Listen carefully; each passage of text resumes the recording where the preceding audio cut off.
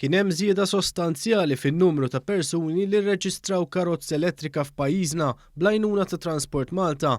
Minn 11 karozza rreġistrata f'sena fl-2014, is-sena li għaddiet kienu rreġistrati 228 karozza.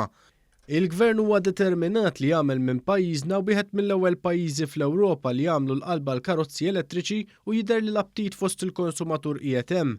Tant li sena wara sena kien hemm żieda fin-nies li xtraw karozza ta' dan it-tip.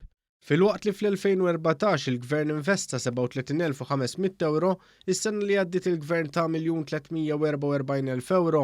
Meta fl-2014 nediet l-iskema, kull min irid jixtri karozza elettrika u hybrid kien jingħata qgħodja ta' 4,000 euro. Illum din l-qgħodja telet għal 6,000 euro.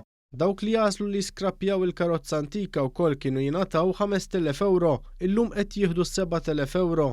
Meta wieħed jimporta karozza elettrika li mhux ġdida iżda mhux jeqdem minn 3 snin jingħata qgħodja ta' 2,000 euro. Din is-sena diġà kien hemm 147 persuna li rreġistraw karozza elettrika jew applikaw għal grant, bil-prospetti juru li din sterġa' tkun sena b'saħħitha. Iżda dawn mhux l-uniċi vantaġġi kif spjega Gilbert Aġus, direttur tad-Direttorat tat-Trasport bl-Art fi Transport Malta. Transport Malta diġà anke kif għamilna neħħejna ġbir bħala gvern neħħa it-taxxa ta' reġistrazzjoni għal vetturi li jaħdmu bl-elettriku.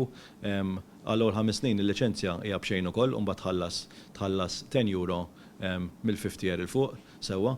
L-electric cars għandhom inċentivi oħrajn li anke jistgħu jgħaddu mill-bus lane, is-CVA hija b'xejn u allura hemm impenn sabiex fis-snin li ġejjin dak li jkun jażel li jixtri vettura li taħdem bl-elettriku.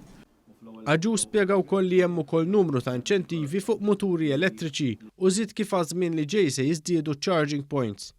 Bħalissa hawn installati il fuq minn 100 charging point u Transport Malta fix-xhur li ġejjin se tkun anke impenjata li twaħħal madwar 130 charging point oħra.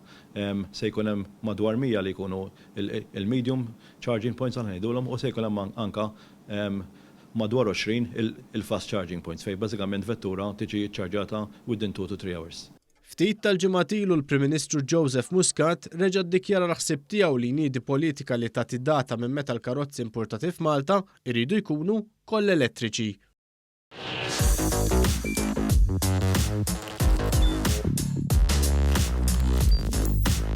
Idħol fuq one.com.mt u hemmhekk tista' tara l-programmi kollha li jxandru fuq One permezz ta' One Play.